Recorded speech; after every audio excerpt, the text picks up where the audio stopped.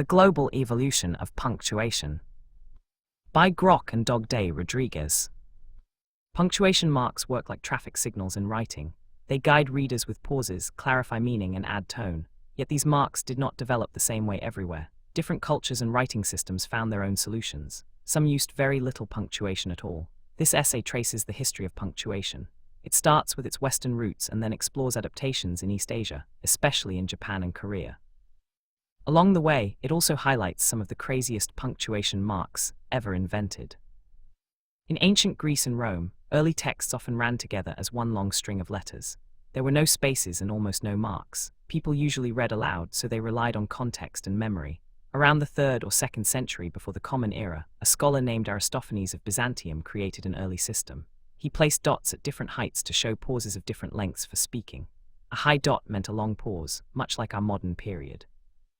A middle dot signaled a medium pause, and a low dot marked a shorter one, something like today's comma. These early marks focused more on how to speak the words than on strict grammar rules. In the Middle Ages, scholars refined these dots. Isidore of Seville helped shift the focus toward grammar and sentence structure.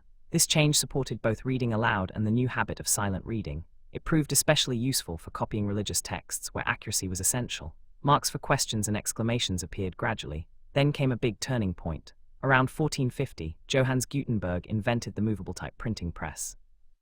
Printers in Venice, such as Aldus Manutius, standardized many marks we still use today. They shaped the comma, the semicolon, and modern quotation marks. By the Renaissance, most core punctuation in Europe had taken its familiar form. Other parts of the world followed different paths. In the ancient Near East, some Semitic scripts used simple points or strokes to divide words or sections. Early Arabic texts had almost no punctuation. The language structure itself made the meaning clear. When printing arrived later, European marks were borrowed but often flipped to fit right-to-left writing. This created a mirrored question mark and comma. In South Asia, scripts used for Sanskrit and Hindi originally had no punctuation. Starting around the 17th century, writers added the dunda, a single vertical bar, to end sentences in prose. A double dunda marked verses. Today, many Indic languages mix these traditional marks with Western ones. East Asian writing systems tell especially interesting stories of change. They were shaped by their character-based scripts and long ties to classical Chinese. Chinese texts traditionally needed little punctuation. The square characters sat in a neat grid, and grammar helped readers understand boundaries. Sparse marks appeared as early as the Warring States period. They signaled chapter endings or emphasis. Full systematic punctuation only arrived in the early 20th century during modernization. Writers adopted full-width marks, including a small hollow circle for the period and a special slanted mark for lists. Quotation marks became corner brackets instead of curved quotes. Japanese punctuation, called yakumono, stayed minimal for a very long time. Traditional writing borrowed heavily from Chinese kanbun style. Readers figured out meaning through literary habits and grammar particles. There were almost no dedicated sentence-ending marks. Small reading aids known as kunten and keiraiten helped. These added dots and numbers beside characters to show Japanese word order and grammar when reading Chinese texts. They served as annotations rather than true punctuation. Everything changed during the Meiji Restoration, which began in 1868. Japan opened to the West and translated many European books. Writers needed clearer tools for longer sentences in everyday language. The period, called kyuten or simply maro, became standard. It is a small open circle. The comma or toten gained regular use too. Corner brackets known as kajikako served as quotation marks. They fit neatly with the square character grid in both horizontal and vertical writing. A middle dot helped separate foreign names or compounds. After World War II, the Ministry of Education released guidelines in 1946. These promoted consistent use across education and publishing. Today, Japanese punctuation values visual harmony. Full-width marks match the size of characters. Usage often feels more flexible than in English, especially for rhythm in stories or casual messages. Emojis and K-emoji frequently add emotional tone. Korean punctuation shows a similar mix of old traditions and quick modernization. Before Hangul existed, Koreans mainly wrote with Hanja, or Chinese characters, in classical style. Texts usually had little or no punctuation. Scholars created systems like Gudjul with small marks or simplified characters. These helped signal Korean grammar and word order when reading Chinese texts. Early circle-based marks indicated important reading breaks. In 1443, King Sejong the Great introduced Hangul through the Hunminjeongeum. This phonetic alphabet made writing more accessible and boosted literacy. Even so, formal writing often mixed in Hanja, and punctuation remained inconsistent for centuries. Big changes came in the late 19th and early 20th centuries. Newspapers and reform movements brought in Western-style marks, sometimes through Japanese influence. By the 1930s, spelling reforms helped set clear rules. Modern Korean punctuation follows European conventions in many ways, yet it keeps some East Asian touches. It uses periods, commas, question marks, and exclamation marks. In horizontal writing, half-width Western forms work well, especially when mixing Hangul with English. Full-width versions or small circle marks appear in vertical text for better visual balance. Quotation marks can be Western style or corner brackets. Because Hangul includes spaces between words, punctuation does not need to handle basic separation as much as in Japanese or Chinese. Both North and South Korea use similar systems.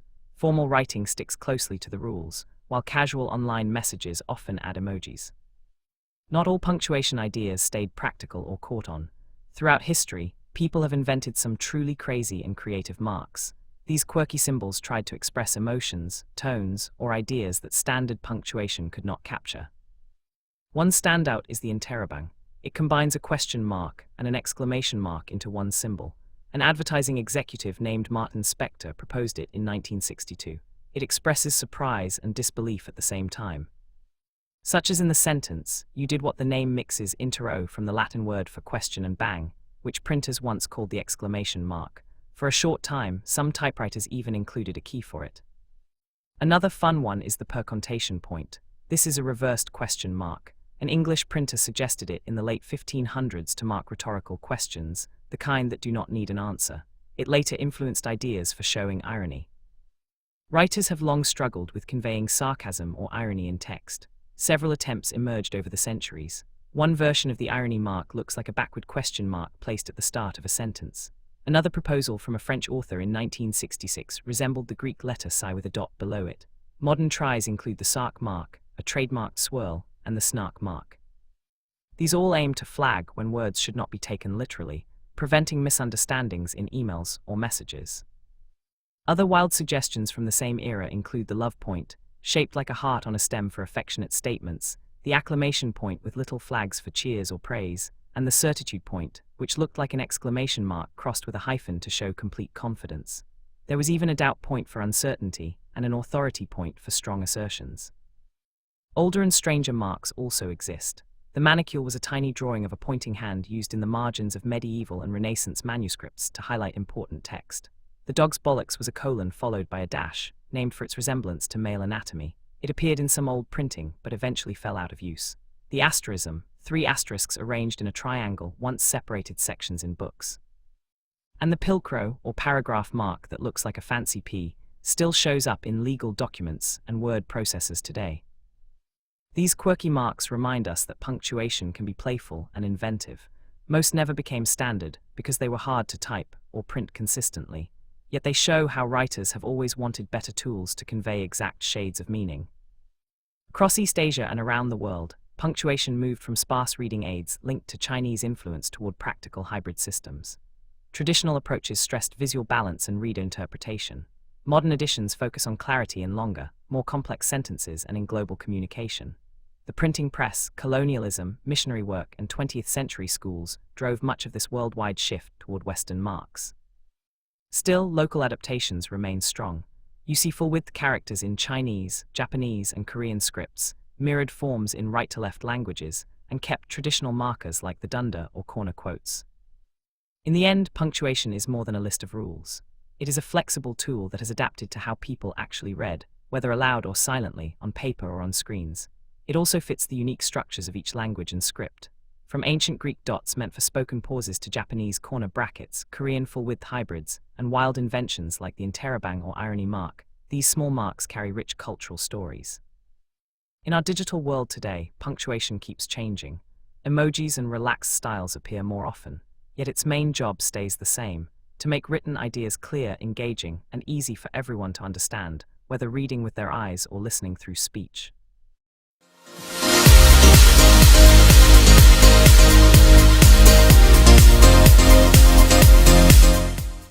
That's all, Zipsters! Like and subscribe.